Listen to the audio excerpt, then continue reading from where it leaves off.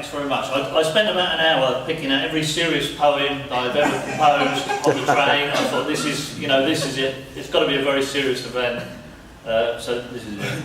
So what do I do now? I just open the books and see where they go. No, I'd like to start with a Spanish poem, because it's the only poem I've wrote about Spain. And it's from a very special place on the Costa Brava, further up from Granada. But it's a place that I really had some affinity with at the time. So here we go. It's called Caldes to Strac. I board a train just to be somewhere else. The sea is in front of me and the places speed by behind. I go to the excuse, look at the buildings. They are old, and so am I. I look at the cliff and walk towards the sea. The smell, the wind, the sound tells me that I am close. Still I sit and wait, watching the endless beach.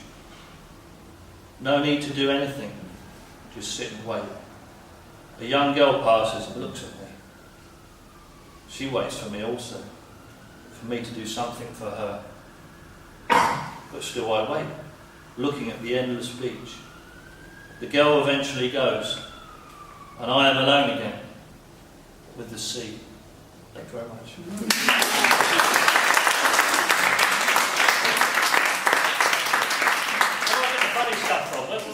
Where have I got to look? There was far too serious.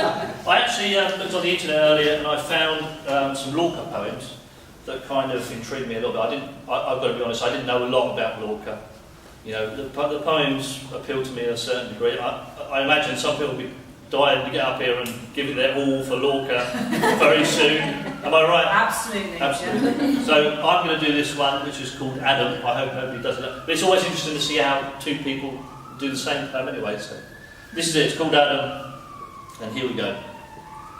A tree of blood soaks the morning where the newborn woman groans. Her voice leaves glass in the wound, and on the panes a diagram of bone.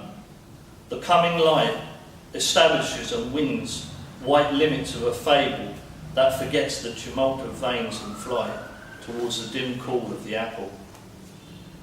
Adam dreams in the fever of the clay of a child who comes galloping through the double pulse of his cheek. But a dark other Adam is dreaming, a neuter moon of seedless stone, where the child of light will burn.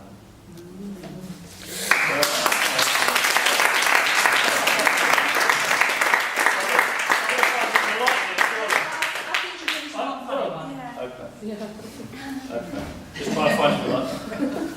Funny peculiar. What's a terrible thing to say to your Now. I've changed character.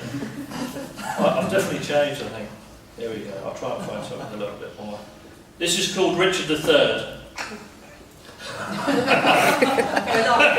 You know where I'm going with this, don't you? I think. You've seen me before, then? There we go. I have survived another winter, but I do not winter well. Maybe I descend from bears. How I would love to curl up and sleep in a cave for 6 months. Wake up with a dry mouth and a big pole behind me. It would not be the first time. Look out the cave and see the sun beaming in.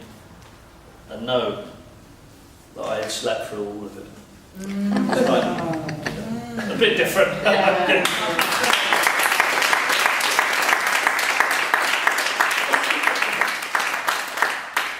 Well, I want to go back to more serious stuff again now, which would be really sad to know.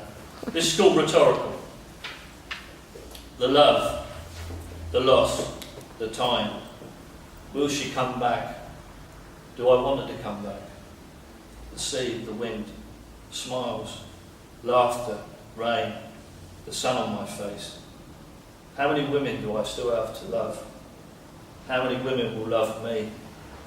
My breath, a whisper, an unexpected glimpse of my face in a mirror, a red sunset, a woman playing with her hair.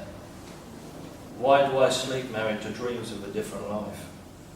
The first drink of the night, the warmth of a blanket, a stolen smile, the anticipation of a moment to come, silence. Does life still live in these bones?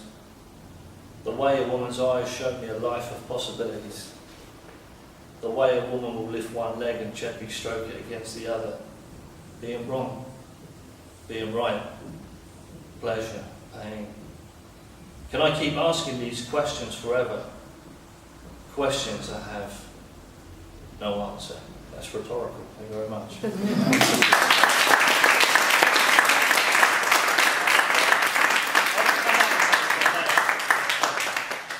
Thank you very much. You've been a great audience.